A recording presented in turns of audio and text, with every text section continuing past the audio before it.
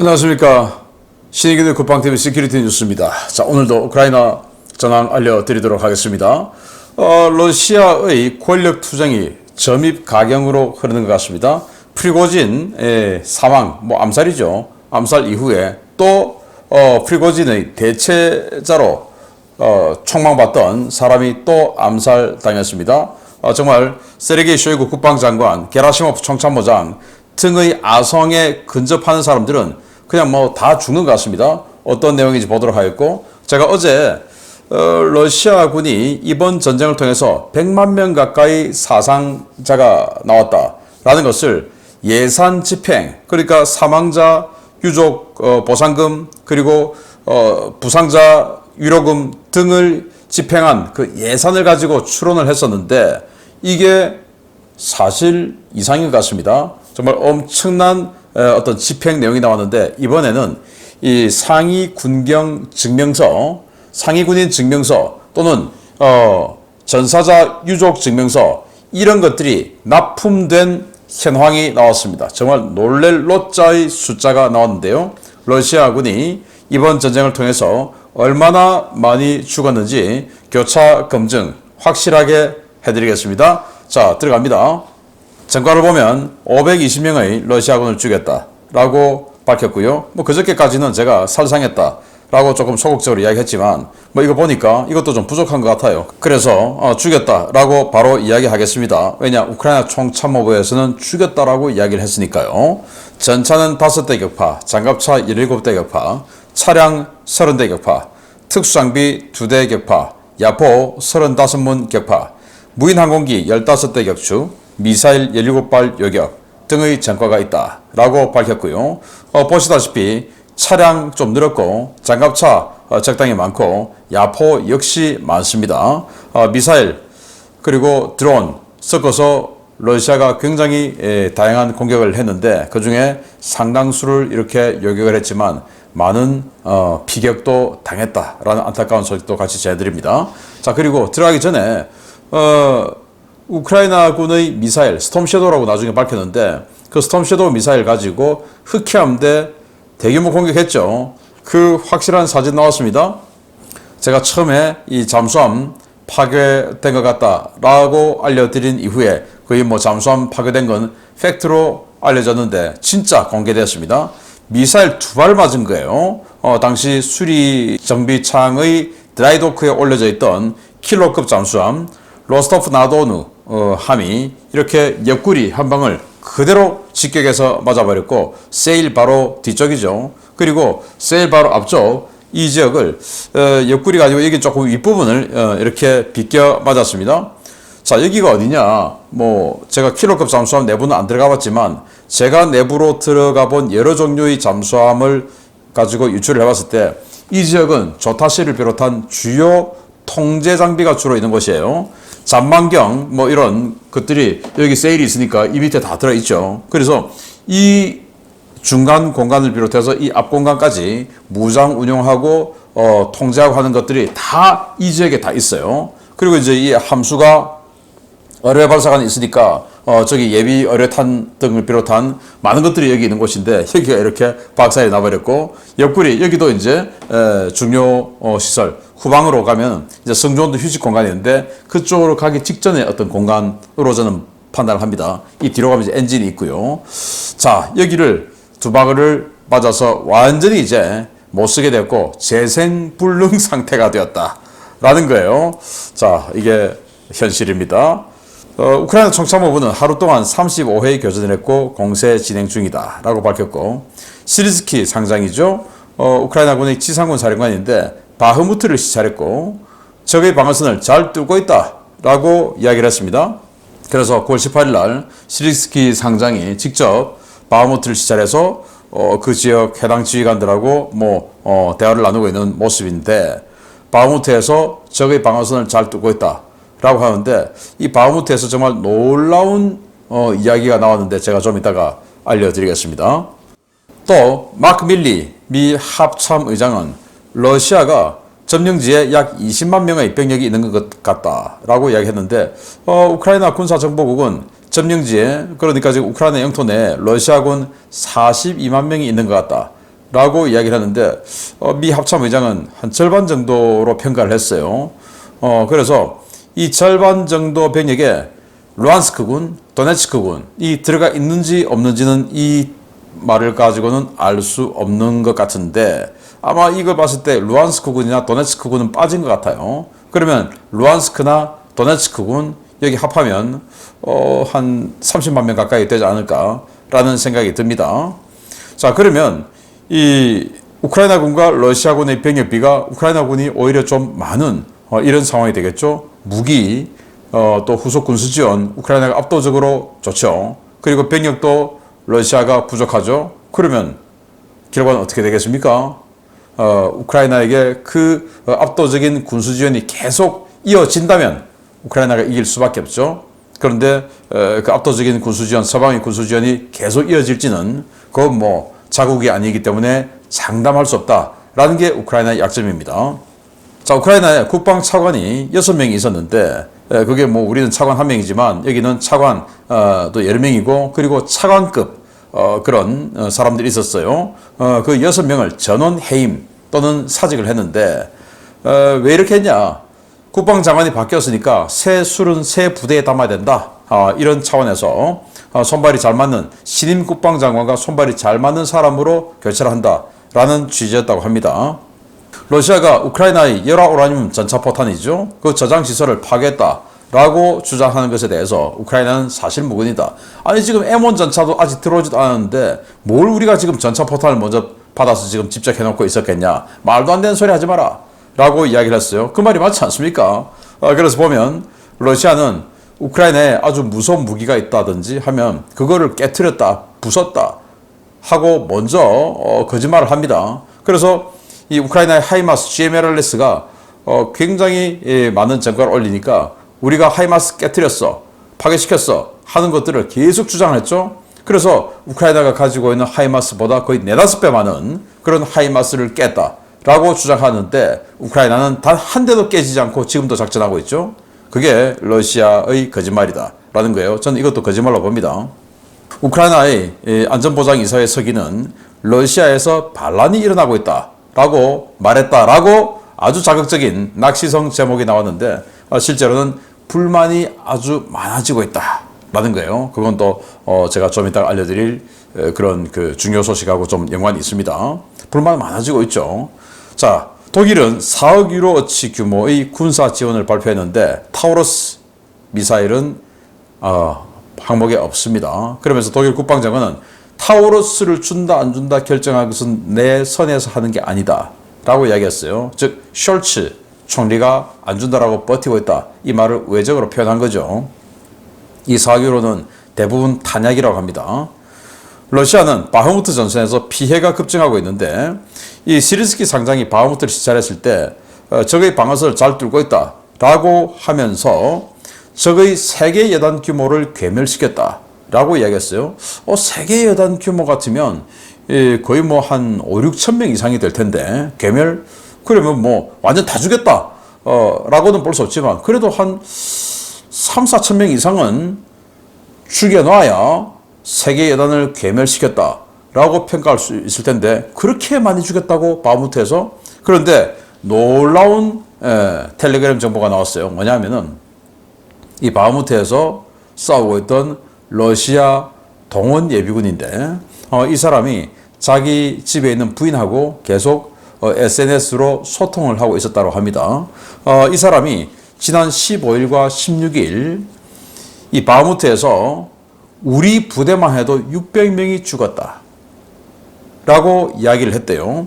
그러면서 이 사람의 주장에 따르면 여기는 분명히 아군 영역이 아니고 지금 우크라이나 군들이 통제하고 있는 지역인데 지도상 우리 전술 지도상에 보면 우리 영역으로 표시되어 있다. 그래서 지휘관들이 이 우리 영역이라고 표시되어 있는 이 지역을 정말로 우리 영역을 만들기 위해서 우리를 무리하게 돌격시켰다.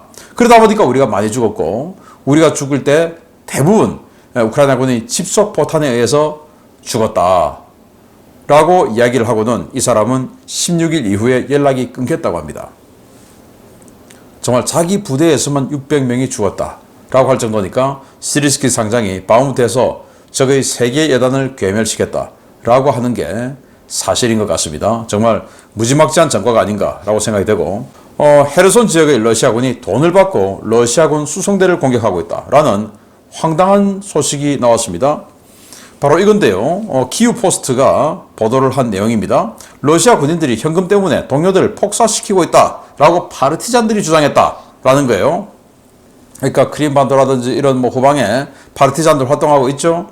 그 파르티잔들이 이 후방 지역에 있는 러시아군을 보급이 워낙 안 좋으니까, 야, 내가 더 줄 테니까 너 저 트럭 저거 보급 트럭 저기다 시한폭탄 설치하고 그 시한폭탄 설치한 것을 사진 찍어서 인증샷 나에게 보내줘. 그럼 내가 돈 보내줄게 해가지고 그걸 진짜로 설치하고 폭파시키는 그런 러시아군들이 많이 나오고 있다. 그래서 돈만 주면 다 한다. 왜? 지금 뭐 동료 애도 없고 이겨야 하겠다는 명예심, 뭐 애국심도 없고 일단 내가 밥을 먹어야 되겠다. 이거니까 쟤들은 돈만 주면 다 한다 라고 이야기했다라는 겁니다. 정말 사실인지 저는 충분히 개연성이 있지 않은가라고 생각이 되고, 이게 사실이라면 정말 러시아는 끝간데 없이 나락으로 떨어진 군대가 아닌가 생각됩니다. 그리고 러시아는 스바토베 그리고 크레미나 일대 거점을 순차적으로 상실 중이다 라는 건데, 여기 보면 미국 전쟁연구소 ISW가 만든 전황 지도인데요. 여기 크레미나가 있죠. 크레미나 볼록한 부분이 있습니다. 이 돌출부. 그리고 여기서 쭉 나와서 원래 제일 많이 나왔을 때 이 강이 있습니다. 이 강 앞까지 진출을 했는데 지금 다 밀렸죠. 등등 포함해서 지금 계속 뒤로 밀리고 있다. 이 북부 전선에서 뒤로 밀리고 있다 라고 ISW는 이야기를 했어요. 우크라이나는 코파니, 베르보브 일대에서 공세를 재개했다라는 거예요. 며칠 동안 쉬었답니다. 그리고 지금 다시 공세를 재개해서 정면에 집중 포격을 가하고 있다라고 밝혔습니다. 좋은 소식 있기를 바랍니다. 자, 중요 소식 들어갑니다. 첫 번째입니다. 블라디미르 푸틴 러시아 대통령에게 충성을 다했지만 세르게이 쇼이구 국방장관과 발레리 게라시모프 총참모장의 잠재적 경쟁자로 분류된 체첸 수장 람잔 카디로프가 독살됐다는 정보가 러시아 소식통들 사이에 급속 확산되고 있습니다.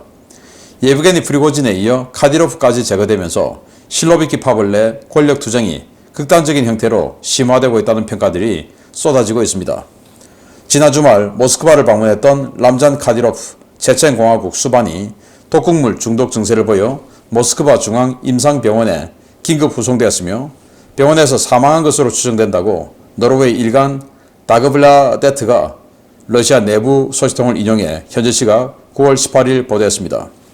다그블라데트는 모스크바 중앙임상병원에 체첸 고위층의 차량들이 속속 도착하고 있다라며 카디로프의 신변에 문제가 생긴 것으로 보이며 일부 소식통은 그가 사망했다고 전하고 있다라고 전했습니다. 카디로프가 실려간 모스크바 중앙임상병원은 러시아 대통령실 직속의 의료기관으로 크렘린에서 서쪽으로 약 14km 떨어진 곳에 위치해 있는데요. 공식적으로는 일반인도 진료를 받을 수 있는 병원으로 소개되고 있지만 러시아 최고위층만 이용하는 보안시설입니다. 지난해 미하일 고르바초프 전 대통령이 사망한 병원으로 언론에 알려진 이 병원은 최근 우크라이나에서 부상을 당한 고위급 지휘관들이 다수 입원해 있는 것으로 알려져 있는데요. 지난 7월 베르단스크에서 우크라이나군 스톰 섀도우 미사일을 맞고 중상을 입은 남부 군관구 부사령관 올렉 초코프 중장도 이 병원에서 사망했습니다. 문제는 건강하던 카디로프가 갑자기 왜 병원에 실려갔느냐 하는 것입니다. 카디로프는 체첸 자치공화국 수반이지만 푸틴의 신임을 받고 있는 러시아 연방 국가근위대 장성이기도 한데요. 그는 푸틴에 대한 충성 경쟁에 뛰어들어 다른 고위 인사들과 경쟁 구도가 만들어진 후 여러 차례 암살 위기를 넘겼습니다. 그는 푸틴에 의해 러시아 연방 국가근위대 중장 계급을 수여받은 직후 자신의 측근이었던 체첸 부총리 엘캄 엘칸 슐레이마노프가 음식물에 탄 독극물 때문에 죽을 고비를 넘겼고, 지난 2월에도 모스크바를 방문했다가 서류 봉투를 뜯어보고 독극물에 중독돼 응급치료를 받은 바 있습니다. 그는 우크라이나 전쟁에 기여한 공로를 인정받아 지난해 10월 국가근위대 상장으로 진급했는데요. 이후 푸틴이 국가근위대 조직을 확대하고 무장을 강화하는 등 그에게 힘을 실어주면서 쇼이구 국방장관, 게라시모프 총참모장의 견제 대상으로 부상했습니다. 체첸 측은 그가 위독하다는 소문이 돌기 시작한 지난 9월 17일 카디로프의 개인 SNS 계정에 그가 산책하는 영상을 올려 상황을 무마하려 했는데요. 비를 맞으며 걷고 있는 그의 모습과 달리 그가 9월 내내 체류하고 있던 모스크바에는 최근 일주일간 비가 온 적이 없기 때문에 해당 영상은 조작됐다는 평가가 주류를 이루고 있습니다. 카디로프 독살이 사실로 확인될 경우 이는 러시아 중앙 권력층에서 극심한 권력 투쟁이 벌어지고 있고 그 중심에 쇼이구와 게라시모프가 있다는 것을 의미하는 것인데요. 또 다른 권력자가 또 죽게 될지 아니면 그 전에 쇼이구와 게라시모프가 쫓겨나는 정변이 일어날지 모스크바 내부 상황을 좀 더 주의 깊게 지켜봐야 할 것 같습니다. 네, 람잔 카디로프 많이 보셨죠? 제가 그저께 코마 상태, 식물인간 상태가 된 것 같다. 신장과 뇌계통에 이상이 있다. 라고 알려드렸는데 이제 죽은 것 같다라는 겁니다. 자, 그 병원 앞에 이런 차들이 쏙쏙 들어오는데 이 차 넘버가 체첸공화국에서 달려온 차다. 체첸공화국 넘버다 이겁니다. 체첸에서 BMW 탄다? 뭐 아주 고위층이다 이거 말이 되겠죠. BMW 차량이니까. 이런 체첸 고위 간부들이 속속 들어오고 있다. 뭐 상가집 오는 거겠죠. 라는 건데 이 병원이라고 합니다. 이 병원에서 지금 죽었다. 라는 건데 저 카디로프가 왜 죽냐? 그러니까 국가근위대 상장이 되었어요. 그런데 지금 푸틴이 자신의 권력을 보호하기 위해서 국가근위대를 대폭 키우고 있죠. 그런데 국가근위대의 상장이 되었으니까 체첸공화국 수장 플러스 푸틴의 뭐 근위 친위대라고 할 수 있는 국가근위대 상장이니까 쇼이구 장관이나 게라시모프 총참모장 입장에서는 경쟁자가 되는 거죠. 포스트 쇼이구가 될 수 있는 거죠. 그러니까 경쟁자가 크기 전에 더 밟아버려. 싹을 제거해버려. 이런 차원이 아닌가라는 거죠. 그래서 이런 이 권력 투쟁이 심각해지고 있는 러시아. 자, 그러다 보니까 이 카디로프 측에서 아니 지금 잘 살아있는데 무슨 소리야 하고는 이런 동영상을 또 올렸어요. 그래서 셀카로 찍으면서 뭐 내가 여기 잘 살아있어 이런 이야기는 아니고 인터넷에서는 엉뚱한 이야기들이 돌고 있지만 뭐 자기 할 일 잘 하기 바랍니다. 여기 참 날씨 좋아요. 이런 영상을 찍은 걸 올렸는데 자, 여기 보시면 비가 많이 오고 있죠. 지금 뭐 후드 뒤집어 쓰고 여기 비가 많이 와 있는데 자, 그러면 지금 위독설이 아니고 위독설인데 내가 죽었다는 이야기가 있는데 라는 이야기 안 하면서 그냥 인터넷에는 나쁜 이야기들 뭐 안 좋은 이야기들 다 돌고 있는데 뭐 이렇게 아주 브로드하게 이야기를 하면서 여기 날씨 좋아요 라고 했는데 지금 비가 오고 있죠. 그런데 이제 이 시기에 모스크바의 일기를 보니까 비가 한 번도 안 왔어요. 즉 저 동영상은 거짓말이다 라는 거죠. 그래서 카디로프는 정말 죽었다 라는 거고 크면 밟아버리고 크면 밟아버리는 이런 러시아 상황. 그러다 보면 다음 타자는 누구냐? 다음 타자 프리고진, 그 다음에 카디로프, 그 다음에 누구냐? 공수군 사령관 테플린스키가 아닐까? 수로비킨 같은 경우는 지금 한직으로 내쫓아버렸죠. 그러니까 테플린스키가 아닐까? 그러면 공수군이 먼저 거병하지 않을까라는 기대를 해보는데 한번 지켜보겠습니다. 두 번째, 정말 러시아가 100만 명 죽거나 다친 것 같습니다. 보겠습니다. 어제 포브스 자료를 통해 러시아군 사상자 숫자가 100만 명에 달할 수 있다는 추산을 전해드린 바 있습니다. 이는 어디까지나 예산을 근거로 한 추산이었는데요. 충격적이게도 진짜 사상자 숫자를 직관적으로 알 수 있는 자료가 공개됐습니다. 그야말로 어마어마한 숫자입니다. 러시아 연방정부 노동사회보장부가 우크라이나 전쟁 사망자에게 발급하기 위한 증명서를 준비하고 있으며 이를 위해 연방정부 조달 포털 사이트에 무려 100만 개의 증명서 조달 사업 공고를 냈다고 현지 오신트 소식통들이 9월 19일 리포트했습니다. 해당 공고에 따르면 러시아 노동사회보장부는 전사자 유족에게 발급할 전사자 확인서 23만 개와 참전 상위 군인에게 발급할 증명서 75만 7,305개를 조달받을 예정인데요. 노동사회보장부는 해당 증명서를 조달해 각 부서에 분배할 것이라고 밝혔습니다. 이 증명서는 러시아 정부 마크가 찍힌 수첩형으로 향후 연금 수령과 사회복지시설 이용에 반드시 필요한 증명서인데요. 러시아 정부는 외부 업체에서 증명서 포맷을 납품받아 증명서 안에 발급 대상자의 정보를 기재해 제공하는 방식으로 전사 및 상위 군인 보훈 시스템을 운영하고 있습니다. 가장 많은 증명서를 받은 부서는 국방부로 60만 개가 배정되었고 노동사회보장부에 86,805개, 내무부 6만 개, 국가방위군 1만 개가 배정되었습니다. 이번 납품 사업을 통해 국방부는 전사자 인증서만 20만 개를 받을 예정인데요. 이는 러시아 정부가 확인한 전사자 숫자가 최소 20만 명이 넘는다는 말이 됩니다. 문제는 증명서 조달 사업이 이번이 처음이 아니라는 겁니다.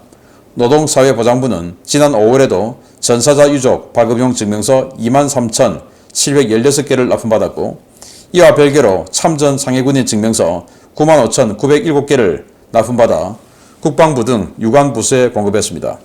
이 같은 사업은 지난해에도 진행됐는데요. 지난해에는 5,777개의 전사자 유족 발급용 증명서가 납품되었고 상위군인 증명서 82,840장이 납품되었습니다.